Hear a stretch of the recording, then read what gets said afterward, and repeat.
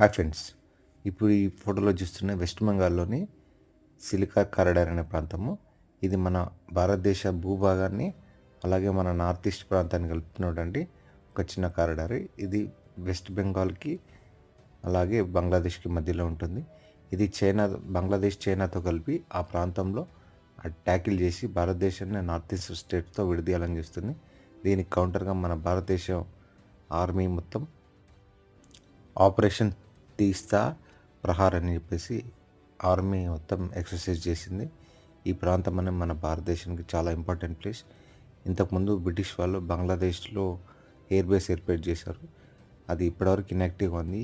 ఈ US gourd వచ్చిన తర్వాత దీన్ని చైనాతో కలుపుకొని ఆ ప్రాంతంలో మన భారతదేశాన్ని ట్యాకిల్ చేయడానికి వాళ్ళు ప్లాన్ చేస్తారు. కానీ ఏదేమైనా సరే మన భారతదేశ ఆర్మీ కిందికి వాళ్ళు ఏమాత్రం పనికిరారు. జై హింద్.